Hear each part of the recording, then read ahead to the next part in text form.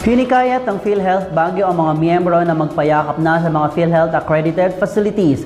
Iba't ibang programa at serbisyo ng PhilHealth binigyang diin. Narito ang ulat ni Jonalyn Ponciano. Patuloy ang kampanya ng PhilHealth Baguio para madagdagan ang bilang ng mga magpapatala sa Yakap program. Sinisikap ng tanggapan na abutin ang lahat ng mga barangay para mas maipakilala ang programa at marami ang makinabang sa libreng konsultasyon, laboratory tests, at gamot. Ang maganda kasi sa Yakap, hindi lang para sa'yo, that will also cover your dependents. So, kung ikaw healthy ka, baka naman yung anak mo may dinaramdam, dalhin mo na for check-up sa Yakap. So again, ang Yakap kasi, Yakap services, hindi naman yan limited. Unlimited yan. Kahit ilang balik-balik ka dun sa health center, maganda ngayon balik-balik ka para ma-avail mo. Kunyari, nag-prescribe si doktor ng good for 3 months na gamot, hindi mo na makukuha yung succeeding kung hindi ka ulit bumalik. Kasi ang ibibigay lang sa is good for 1 month na medication. So you have to go back for another release of the prescribed medicine hanggat makumpleto yung good for 3 months.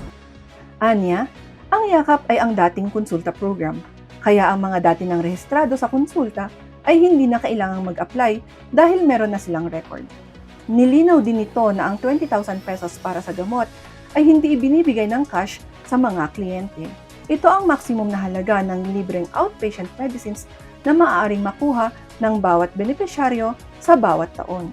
So pag nagpakonsulta na ako kay doktor, titingnan niya kung yung mga pangangailangan ko, yung mga gamot na kailangan like yung maintenance ng high blood o kaya depende kung ano yung nakita niya na need ko and magpa-prescribe si doktor. So after na nag-prescribe si doktor doon sa Yakap Center, pupunta ako doon sa mga accredited na gamot facilities. So PhilHealth is also accrediting pharmacies.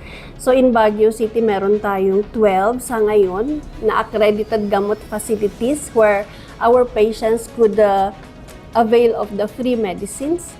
Pero bago nga natin ma-avail itong mga gamot na ito, ang kailangan po is mag-register or mag-enlist siya sa isang Yakap facility. Bukod sa basic healthcare, nag-aalok din ang PhilHealth ng iba't ibang packages gaya ng mental health, TB treatment, animal diet, maternity care, inpatient hospitalization, kabilang na ang no balance billing policy para sa mga government facilities.